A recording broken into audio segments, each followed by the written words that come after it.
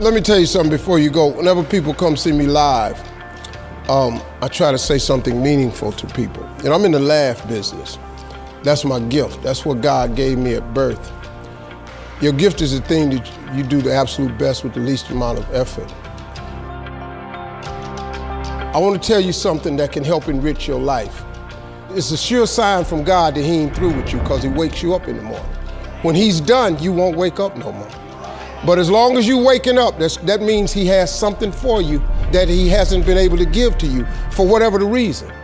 I'm going to help you get to that reason a little bit quicker.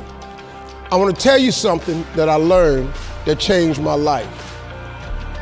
I was reading a book one time that had a quote in there from Albert Einstein. And Albert Einstein said, "Imagination is everything. It's the preview to life's coming attractions." If you think about that, that's a really, really true statement. Because everything you see in this world came from somebody's imagination. Everything. Somebody was talking on the phone one day, on that wall phone, connected to the cord, and tried to walk, and it didn't go no further. And he wanted to just go outside and get something out the car. Somebody said, "You know what? I wish I could take this phone outside." Everybody in here got a cell phone. It was in somebody's imagination. Somebody imagined that. Somebody imagined everything. Somebody got tired of walking. Somebody got tired of driving cars. Somebody said, "We're gonna fly." You're not finna fly. Everybody in here have been on a plane. See, your imagination is the evidence of things not seen. You know why they call it the evidence of things not seen? Your imagination, you the only one can see it. You're the only one can see it. See, so all this stuff you've been imagining was not some hocus pocus. When you imagine stuff, it's actually God showing you a preview of a coming attraction He has for you. That's what your imagination is. Why do you keep imagining yourself with a second home? Because God wants you to have a second home. Why do you keep imagining yourself in a supervisory capacity on another job? Because God really wants you to have that. Why you keep dreaming of opening a business one day? That's because that's what God really got for you. And He put it in your imagination. The problem with your imagination, though, is you tell it to the wrong people. If you want to kill a big dream, tell it to a small-minded person. You can't, oh man.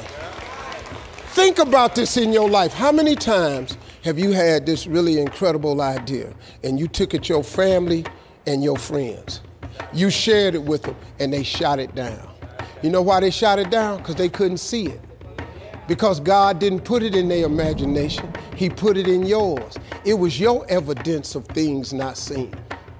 See, all this stuff you've been imagining, you ought to start working on it.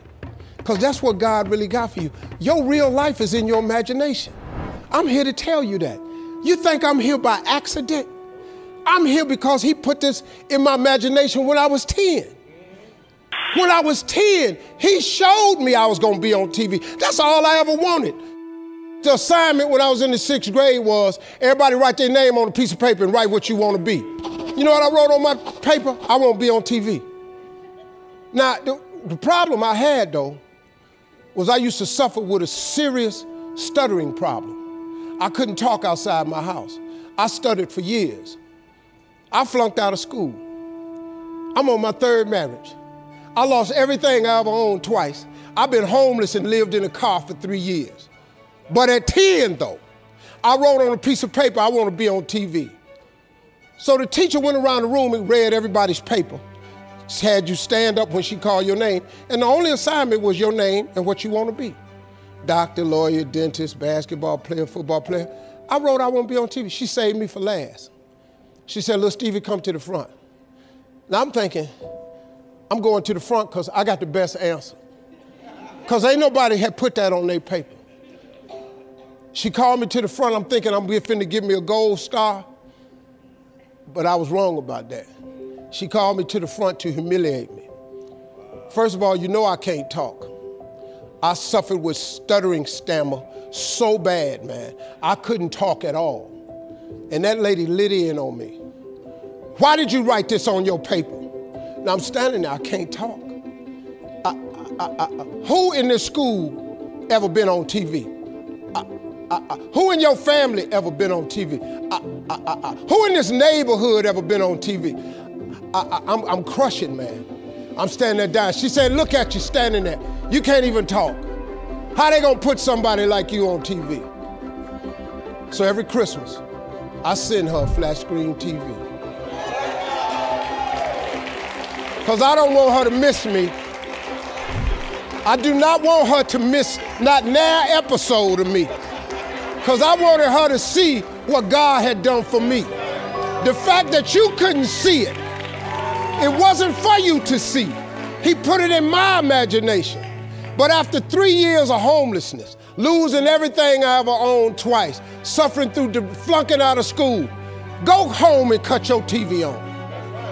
That little boy with the stuttering problem, he all over that TV. You can't cut your TV on. You can't cut your TV on not a day of the week and you don't see that little boy. That little boy with the stuttering problem is all over that TV because God put it in my imagination. All I did was hang on to that thought. I just kept hoping. I just kept hoping that what I had wrote on the paper would come true. A lot of times it wasn't about no faith. I didn't believe it sometimes. When you homeless and living in a car, how you see yourself as a TV star? But I just kept hanging on there. Because my mama was a Sunday school teacher. I kept hearing her say, God,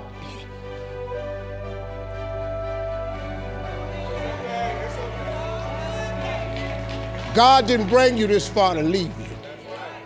God didn't bring you this far to leave you. Why do you think he keeps waking you up?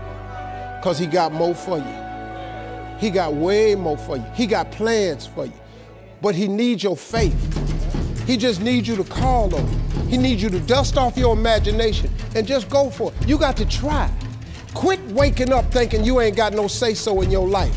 You have a choice in this matter. You can't stop what happened to you, but you can doggone sure do something about what happened to you. Life is 10% what happened to you, is 90% what you do about it. Somebody in your family gonna die. Somebody in here gonna get fired. Somebody here gonna get an eviction notice. Somebody gonna get laid off. Somebody company gonna close. That's life.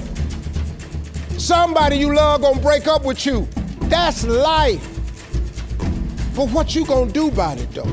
Since it's gonna happen anyway. Trust me, go home and ask God to open up your imagination and then pursue it with everything in you and watch what he do for you. Appreciate y'all.